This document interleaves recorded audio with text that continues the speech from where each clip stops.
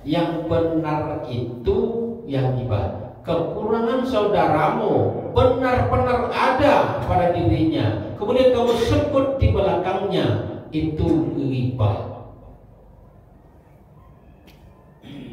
Gunjing bahasa Arab bahasa wae.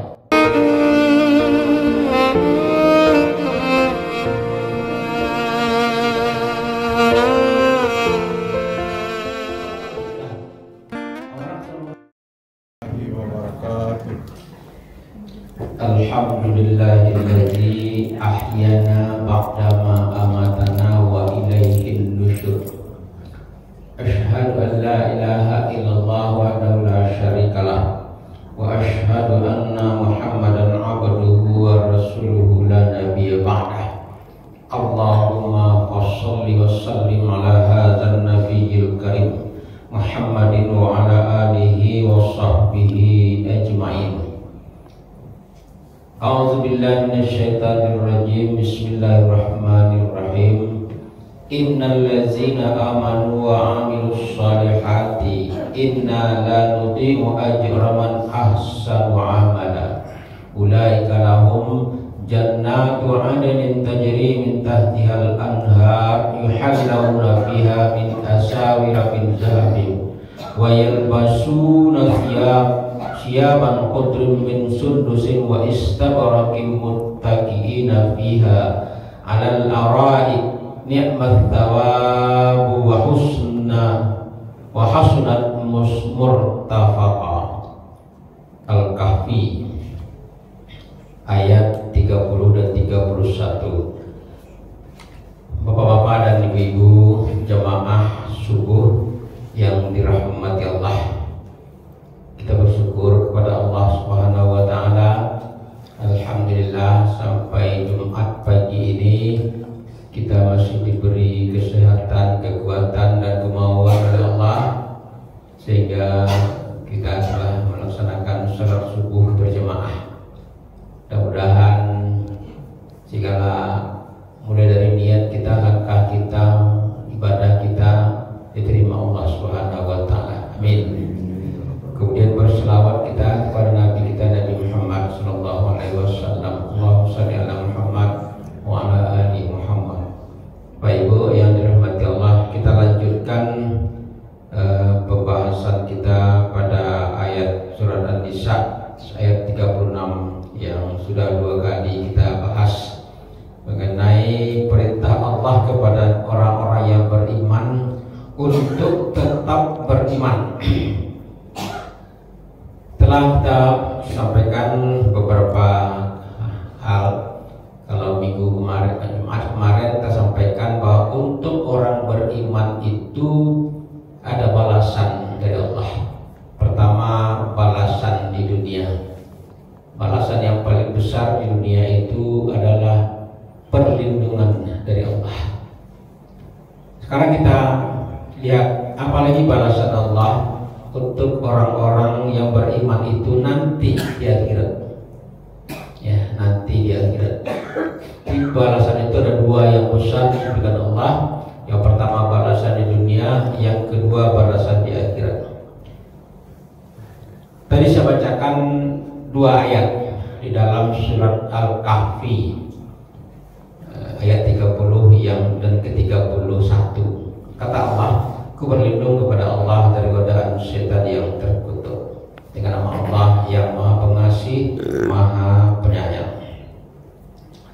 Sesungguhnya mereka yang beriman dan beramal soleh, tentulah kami tidak akan menyia-nyiakan pahala orang-orang yang mengerjakan amalannya dengan baik. Mereka itulah orang-orang yang bagi mereka disediakan surga Aden yang mengalir di bawahnya sungai-sungai, dan surga itu dihiasi dan di dalam surga itu mereka dihiasi dengan gelang-gelang emas. Mereka memakai pakaian yang hijau dan sutra yang halus dan sutra yang tebal. Sedangkan mereka duduk bersandar di atas dipan-dipan yang indah. Itulah pahala yang sebaik-baiknya dan tempat istirahat yang paling indah. Pak Ibu yang dirahmati Allah, janji Allah kepada orang-orang yang beriman dan beramal soleh itu luar biasa. Banyak sekali ayat-ayat Al-Quran yang menjelaskan, itu salah satu saja, bahwa kepada orang-orang yang beriman itu akan disediakan balasan di surga. Surga itu sebuah kenikmatan, sebuah nikmat Allah yang tak pernah terbayangkan oleh kita. Riwayat diceritakan bahwa nikmat Allah yang disediakan untuk orang-orang yang beriman itu satu berbanding 99. Diceritakan nikmat Allah itu ada 100 bilangannya. Nah, bilangan 100 seperti apa itu Allah yang tahu. Satu bagian dari nikmat itu diturunkan Allah ke bumi sekarang. Itu yang kita nikmati sama-sama sekarang, hanya satu bagian dari nikmat Allah. Sejak mulai dari nenek moyang kita Nabi Adam alaihissalam sampai akhir zaman nanti, itu satu bagian nikmat Allah. Tidak untuk manusia saja, juga untuk seluruh makhluk yang Allah ciptakan, kebagian dari satu nikmat itu. Yang kita nikmati hanya satu bagian. Kenikmatan hidup, kebahagiaan, segala macam yang kita terima di dunia ini, itu urusan bagian. Yang 99 lagi disimpan oleh Allah di surga nanti di yaumul mahsyar. Dikata Nabi, ditanya kepada sahabat, ya Rasulullah, bagaimana perbandingan nikmat Allah itu? Kata Nabi, kamu pergi ke pinggir laut, pergi kita ke laut, di pinggir laut itu, katak laut. Tapi jangan yang banyak ombaknya, yang kecil itu saja, seperti di pantai air manis kan, ombak besar. Kemudian telunjuk kita ini kita cecahkan, kita benam ke dalam laut. Ini kita angkat. Kira-kira berapa air yang melekat di telunjuk kita ini? Ini 3 menit kering, ditiup angin apalagi panas. Nah, maka kata Nabi, itulah nikmat Allah yang kita terima di dunia ini. Yang lebihnya, yang usia laut yang banyak itu nikmat Allah yang disediakan untuk orang-orang yang beriman dan beramal saleh. Nah, salah satu surganya. Pak Ibu yang dirahmati Allah, dalam Al-Quran itu kita baca begitu. Keadaan nanti setelah selesai perjalanan kita, surga neraka itu terakhir. Itu terakhir perjalanan manusia. Kita sekarang berada di alam dunia. Sebentar lagi masing-masing kita akan masuk ke satu alam lagi, alam barzakh namanya. Berapa lama alam barzakh itu? Sampai hari kiamat. Hari kiamat ada alam mahsyar, ada alam hisab, dan sebagainya, terakhir alam surga. Nah, di surga itu nanti mereka para penghuni surga itu akan menerima nikmat. Di antaranya nikmat yang Allah ceritakan itu, bahwa surga itu digambarkan itu balasan untuk orang beriman, seperti di bawahnya mengalir sungai. Jadi kalau di negeri kita ini, ya, di ranah Minang terutama, kata orang-orang yang dari luar negeri, saya pernah dengar cerita orang Arab itu pernah berjalan di sini, negeri kita ini sepotong surga yang Allah turunkan ke bumi. Ada jalan, ada gunung, di bawahnya ada sungai yang mengalir. Di negeri mereka tak ada, jarak sana tak ada sungai yang mengalir, yang ada di Mesir. Tetapi di sini begitu sejuknya, awan dan segala macam, sungainya mengalir dengan deras, airnya bersih, jernih. Sepotong surga yang diturunkan Allah. Itu gambaran awal. Nah, orang-orang yang beriman itu dan mengerjakan amal soleh, mereka akan masuk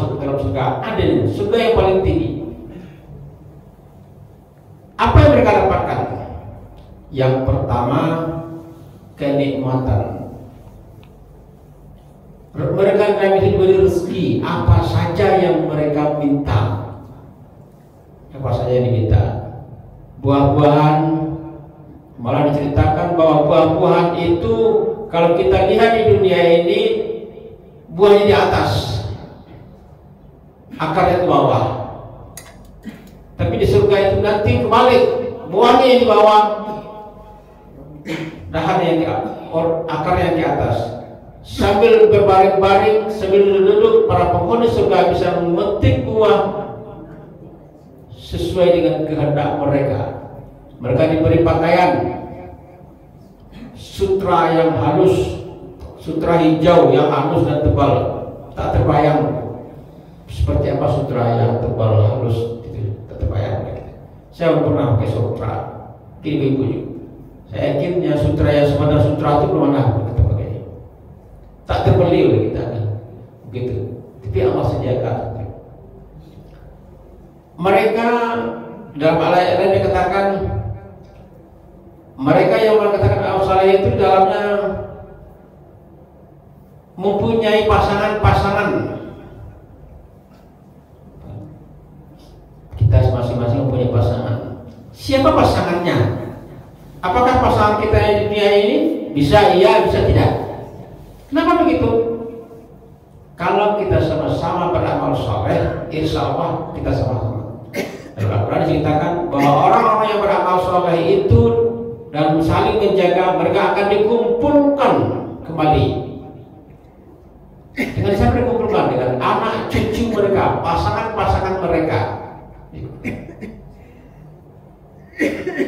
Kalau dibaca Al-Quran itu, terasanya hati kita ini ingin segera ke sana. Begitu indahnya bahasa-bahasa dalam Al-Quran itu yang menciptakan balasan untuk orang-orang yang beriman. Nanti balasan itu mereka akan berkumpul dengan teman-teman dan sahabat mereka. Mereka akan saling bercerita. Jika di dunia ini kita bercerita bersama teman kita, bagi juga orang kalau kita bertemu bapak sobat kawan-kawan, bagi ini les sehat saya, orang anak laporan cucu pasti teh. Nah dia bertanya, buah auto, buah rumah, daratnya, buah rumah pak ini pak, buah rumah kontrakan, buah auto, buah darat tanya. Tapi yang ditanya pasti anak, cucu. Kenapa? Itulah harta yang paling berharga dan nanti akan dikumpulkan kita kembali. Sahabat-sahabat kita. Ada yang dalam Al-Quran diceritakan setelah penghuni-penghuni surga itu selesai masuk semuanya, penghuni neraka juga telah selesai masuk semuanya, maka mereka akan berbicara, akan saling bertanya antara penghuni surga dan penghuni neraka. Bagaimana caranya mereka berbicara? Itu Allah yang tahu bagaimana caranya. Tapi bisa bertanya, para penghuni neraka bertanya kepada penghuni neraka. Sebaliknya, penghuni surga bertanya, apa kata ahli surga, orang-orang yang beriman? Wahai para penghuni neraka, apakah kamu telah mendapatkan janji Allah? Ini semua dilihat di azab itu. Maka menjawablah orang-orang dalam neraka itu benar, seluruh janji Allah itu benar. Maka diceritakan, bertanya, wahai para penghuni surga, orang-orang yang beriman, apakah kamu di sana sudah mendapat rezeki? Ya sudah, kami sudah mendapatkan apa-apa yang Allah janjikan. Maka kata penghuni neraka, kalau begitu, agilah kami, berikanlah kami agak sedikit. Apapun rezeki yang Allah berikan kepadamu, agak seteguk air jadilah. Maka para ahli surga itu menjawab, sayang, apa-apa yang ada di dalam surga ini telah diharamkan Allah untukmu. Itu orang beriman. Nah, untuk orang beriman itu dengan sahabat-sahabat mereka juga bertanya. Nanti kita akan saling bertanya. saling bertanya sama-sama kita. Bertanya kepada Allah. Syahdu mana dia? Syahdu mana? Teman-teman kita, sahabat-sahabat kita lihat. Maka kita akan bertanya, ya Allah, dulu saya pernah mempunyai teman, mempunyai sahabat, sama-sama berjemaah di Masjid Al-Hijrah, sama-sama mendengarkan kajian. Tapi kok kami tidak melihat dia, ya Allah, mana dia? Maka kata Allah, carilah teman itu, teman kamu ke dalam neraka, dan keluarkanlah dia.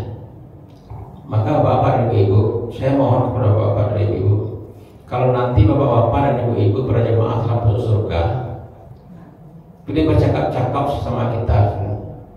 Bapak ibu tak melihat saya, tanya kepada Allah, tolong tanyakan kepada Allah, ya Allah, dulu ada teman kami namanya Zardinal, sama-sama berjemaah dengan kami. Kenapa kami tak melihat dia, ya Allah? Kata Allah, Zardinal dalam neraka. Maka tolong bapak-bapak dan ibu jemput. Dan begitu Allah janjikan kepada orang-orang yang beriman. Bapak ibu yang dirahmati Allah, imannya bagaimana?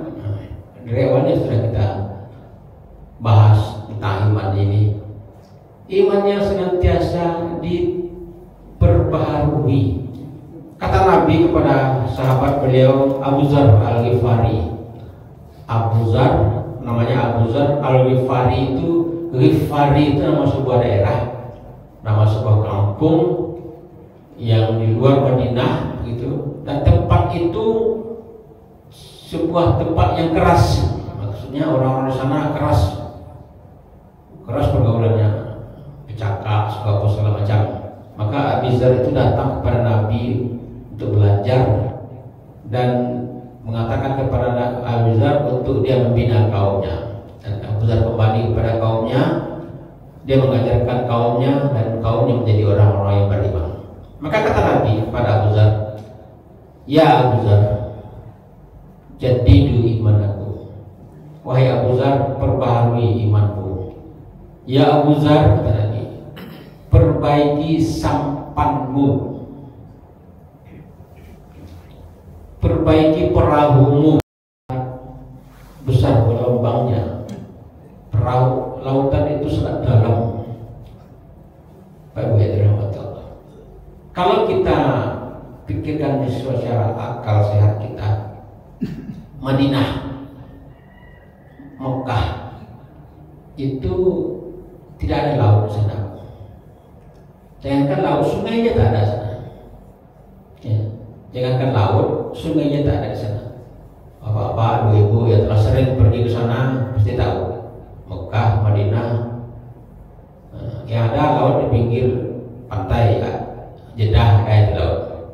Maka dia di pinggir pantai. Tapi sahabat Nabi dan para sahabat itu zamannya hidupnya di Mekah dan Madinah. Ya, Mekah dan Madinah. Taif ke dalam lagi. Tidak di tepi pantai. Tapi Nabi selalu mengatakan, perbaharui sampanmu karena lautan sangat dalam. Maka kata Nabi, ditanya oleh Nabi, apa itu sampan ya Rasulullah? Maka kata Nabi, sampan itu adalah imanmu. Kurang-kurangi bebanmu, kurang-kurangi muatan sampanmu, kurang-kurangi muatan perahumu, jangan terlalu banyak muatannya. Dan selalu diperbaharui sampannya. Baik-baik yang dirahmati Allah.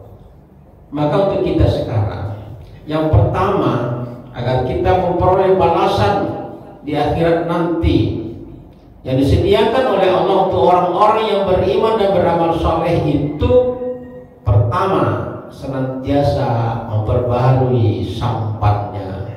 Jangan biarkan sampan kita bocor. Jangan biarkan sampan kita terkelupas. Yang nanti kalau terkelupas itu akan membuat kayunya lapuk. Kayunya lapuk bisa bocor. Kalau bocor sampai tenggelam. Apalagi menghadapi gelombang. Makin hari gelombang kehidupan itu tidak semakin kecil, tidak semakin kecil, tapi semakin besar. Semakin ke tengah sampan kita itu berlayar, maka laut itu semakin dalam. Laut yang dangkal itu tepi jauh. Kalau kita pergi ke tepi laut, pantai Purus itu, yang dangkal itu di pasir sedikit itu, Pak. Tempat ombak menghempas itu yang dangkal sedikit. Begitu kita lewat ke dalam, itu sudah dalam. Semakin ke ujung makin dalam, semakin ke sana makin dalam. Begitulah kehidupan kita. Makin hari makin berat. Maka kata Nabi, kurangi beban, kurangi muatan perahu itu, jangan terlalu banyak. Apa beban muatan perahu itu? Muatan perahu itu adalah kesalahan-kesalahan kita, dosa-dosa kita yang kita buat tanpa sengaja. Kadang-kadang kita berdosa, maka dikurang-kurangi berbuat dosa. Kurang-kurangilah kita ngomong yang berkelepasan. Kadang-kadang tanpa disadari awak ngecek sama awak, ada orang tersabui juga. Itu menambah beban, menambah muatan perahu kita yang semakin berat. Tidak cukup di sana saja, Pak. Tidak cukup hanya sekedar kita ngomong itu. Kalau yang kita omongkan itu benar, namanya ghibah. Benar, itu ghibah. Suatu hari Nabi duduk dengan Aisyah di rumah beliau di kejauhan. Kota Madinah itu zaman Nabi kan tidak seperti sekarang, nampak saja orang dari jauh. Di kejauhan nampak oleh Aisyah dua orang laki-laki, yang pernah juga saya ceritakan begitu. Dua orang laki-laki berjalan menghadap ke sana, menghadap beliau. Yang satu tinggi, yang satu pendek begini. Terlalu beratnya untuk orang Arab. Maka kata Aisyah, ya Rasulullah, lihat orang itu berteman kok tidak pilih-pilih, satu tinggi satu begini. Kata Nabi, ya Aisyah, kamu telah beribadah. Benar itu. Kata, yang benar itu yang ghibah. Kekurangan saudaramu benar-benar ada pada dirinya, kemudian kamu sebut di belakangnya, itu ghibah. Gunjing bahasa Arab. Maka kurang-kurangilah itu. Untuk apa? Untuk mengurangi beban dosa kita. Beban dosa. Sebab kalau sudah orang selalu mengatakan innalillahi wa inna ilaihi rajiun, tidak ada lagi pintu tobat, tidak ada lagi pintu untuk bermaafan, sudah habis. Maka beban yang ada itu kita tanggung sendiri. Nah kalau tidak ada, tak ada, itu hanya katanya saja, kita iakan pula. Namanya fitnah. Fitnah itu lebih besar dari pembunuhan, lebih berbahaya daripada pembunuhan. Kalau pembunuhan jelas-jelas itu dibunuh, dipancung orang mati, langsung selesai ceritanya. Tapi kalau fitnah seluruhnya terbunuh. Kata orang sekarang, dalam fitnah itu ada pembunuhan karakter. Itu yang paling berbahaya. Pembunuhan karakter itu sangat berbahaya. Maka orang-orang yang beriman jauhi itu. Agar apa? Agar yang disediakan Allah itu dapat kita peroleh. Surga Aden yang mengalir di bawahnya surga-surga, dan segala kenikmatan yang Allah sediakan untuk itu. Di mana ditanya? Di dalam Al-Quran. Itu Al-Quran yang menceritakan seperti itu. Yang ada roh yang diceritakan seperti burung-burung yang hijau berterbangan di dalam surga dan sebagainya. Ada surga yang indah bertatakan intan permata.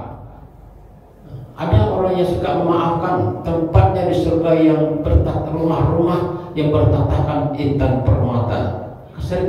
Inilah kita nyerah pemaaf. surga yang disediakan untuk orang yang pemaaf. Gitu. Dua orang yang Nabi pernah tersenyum kemudian menangis. Kenapa ya Rasulullah? Saya lihat ada dua orang umatku yang tak mau saling memaafkan. Boleh diceritakan? Kalau kamu mau maaf, dikatakan lihatlah itu. Apa itu? Surga. Bagus sekali ya Allah. Iya. Untuk siapa? Untuk hambaku. Untuk orang yang kaya ya Allah. Kamu bisa membelinya kata Allah. Dengan apa saya beri ya Allah? Kamu maafkan saudaramu. Siapa yang suka maafkan saudara. Bagaimanapun sakit hati ini diceritakan, maka maafkan. Fa'fu anhum. Itu disuruh oleh Allah. Fa'fu anhum. Maafkan mereka.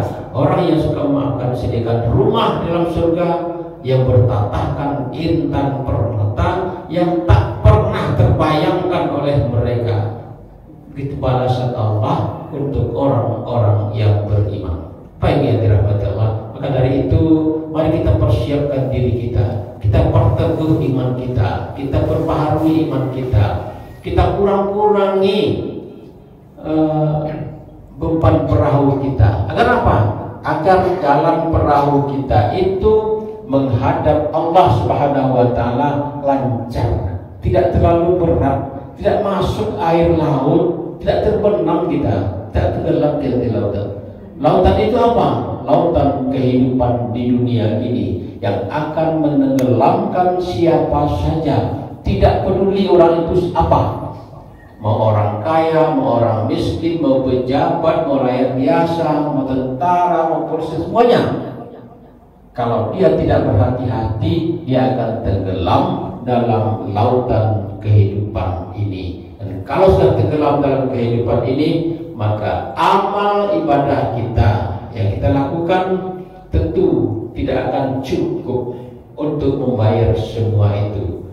Maka dari itu sekali lagi mari kita perbaharui iman kita, kita kurang-kurangi muatan perahu kita sehingga kita dapat memperoleh apa-apa yang Allah sediakan. Itu saja mungkin yang kita sampaikan pada pagi hari ini. Sekali lagi mari kita perbaharui iman kita dan kita berikan maaf untuk siapa saja sehingga kita akan menerima balasan dari Allah Subhanahu wa taala, jannatun tajri min tahtihal anhar. Subhanaka Allahumma wa bihamdika asyhadu an la ilaha illa anta astaghfiruka wa atubu ilaik. Banyak maaf usikum wa nafsi bi taqwallah wal afu minkum billahi taufiq wa hidayah. Assalamualaikum